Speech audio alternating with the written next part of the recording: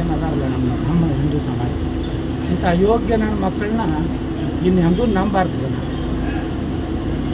ಸಂತೋಷ್ ಲಾಡ್ ಭಾಳ ದೊಡ್ಡ ಭಾಷಣ ಮಾಡ್ತಿದ್ದಿಲ್ಲ, ಈಗ ಅಲ್ಲಿ ಹೋಗ್ಯಾನ ಎದಕ್ಕೆ ಹೋಗ್ಯಾನ ಹೆಣ ತರಲ್ಲ. ಇನ್ನು ಹೆಣ ತರಲಕ್ಕೆ ಕಳಿಸ್ಲಾಕತ್ತಾರೆ ಸಿದ್ದರಾಮಯ್ಯ. ಏನು ಮಾತಾಡ್ತಾರೆ ನಾವು? ಸಂತೋಷ್ ಲಾಡ್ ಬಾಯಿ ಬಂದಾಗ ಮೋದಿಯವ್ರಿಗೆ ಬೈತಾರೆ, BJPಗೆ ಬೈತಾರೆ, ಹಿಂದೂ ನಾಯಕರಿಗೆ ಬೈತಾರೆ. ಇವ್ರು ಯಾರು ಅವರು? ಸಂತೋಷ್ ಲಾಡ್ ಛತ್ರಪತಿ ಶಿವಾಜಿ ಮಹಾರಾಜರು ಹುಟ್ಟಿದಂಥ ಮರಾಠ ಸಮಾಜ. ಜನತೆಗೆ ಜಾತ್ಯಾತೀತ ಏನು ಹಣಿಪಾಟಿ ಕಟ್ಕೊಂಡು ಮಾಡ್ತಾ ಇದ್ದಾರೆ. ನಮ್ಮ ದೇಶದ ದುರಂತ, ಇಂಥವರ ನಾಯಕತ್ವ ಈ ದೇಶದಲ್ಲಿ ನಾಶ ಆಗಿದೆ. ಇಲ್ಲಾಂದರೆ ಹಿಂದೂಗಳಿಗೆ ಭವಿಷ್ಯನೇ ಇಲ್ಲ.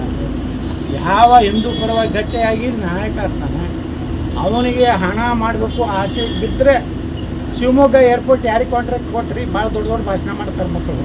ಒಬ್ಬ ಮುಸ್ಲಿಂ ಕೊಟ್ಟರು, ಎಷ್ಟಬೋ 100 ಕೋಟಿ ರೂಪಾಯಿ, 140 ಕೋಟಿ ರೂಪಾಯಿ ಕೊಟ್ಟರು. ಆ 40 ಕೋಟಿ ಯಾರು ತಿಂದ್ರು? ಇವರೇ ಅಯೋಗ್ಯ ನನಗೆ ಅಂತ ಹೇಳ್ತಾರೆ. ನಾವು ಮುಸ್ಲಿಮರ ಜಮ್ಮು ಕಾಶ್ಮೀರದಲ್ಲಿ ದಾಳಿ ಪ್ರಕರಣ ಸಂಬಂಧಪಟ್ಟಾಗೆ 371 ಅನ್ನ ರದ್ದು ಮಾಡಿರೋದೇ ಇದಕ್ಕೆ ಕಾರಣ ಅಂತ ಹೇಳಿ ಮತ್ತೇನ ಪಾಕಿಸ್ತಾನ ಮಾಡ್ಬೇಕಾಗಿತ್ತ? ಒಂದು ದೇಶನಾಗ 2 ಜೆಂಡಾ,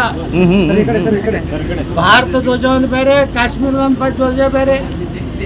ನಮ್ಮ ದೇಶನಾಗ ಆಗುವಂಥ ಕಾನೂನು ಅಲ್ಲಿ ಯಾವ ಜಾರಿ ಆಗ್ತಿದ್ದಿಲ್ಲ. ಅವರು ನಮ್ಮ ಪೊಲೀಸರನ್ನ, ನಮ್ಮ ಮಿಲಿಟ್ರಿ ಅವ್ರನ್ನ ರುಂಡ ಕತ್ತರಿಸ್ತಿದ್ರು. ನಮ್ಮಾಗ ಇಷ್ಟೆಲ್ಲ ಅದನ್ನು ಸಹಿತ ಯಾರೂ ನಿರ್ಣಯ ಮಾಡಿಲ್ಲ. ಅದು ಐತಿಹಾಸಿಕ ನಿರ್ಣಯ ಮೋದಿಯವ್ರು ಮಾಡಿದ್ದು. 370 ಆರ್ಟಿಕಲ್ ತೆಗೆದ ಮ್ಯಾಗೂ ಇಲ್ಲಿ ಅಂತಾನೆ ಶಾಂತಿ ಇತ್ತಲ್ಲ.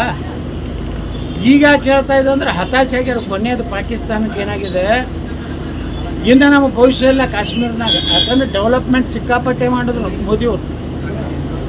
ಇನ್ನು ಎಂದೂ ಭಾರತದಿಂದ ಪಾಕಿಸ್ತಾನ ಏನು ಕಾಶ್ಮೀರ ವಾಪಸ್ ತಗೋದು ಆಗೋದಿಲ್ಲ ಅನ್ನೋದು ಭಯ.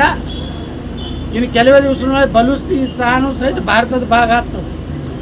ಪಾಕಿಸ್ತಾನ 4 ಭಾಗ ಆಗ್ತಿತ್ತು ಅನ್ನೋಂಥ ಭಯ ಇವತ್ತು ಪಾಕಿಸ್ತಾನ ಬಂದಿದ್ದರಿಂದ ಇವತ್ತು ಏನಾದ್ರು ನಮ್ಮ ಸೈನಿಕರು ಗೌರವಯುತವಾಗಿ ಸ್ವಾಭಿಮಾನದಿಂದ ಕಾಶ್ಮೀರದಲ್ಲಿ ಸೇವೆ ಮಾಡ್ತಿರೋದು ನರೇಂದ್ರ ಮೋದಿ ಕಾರಣ.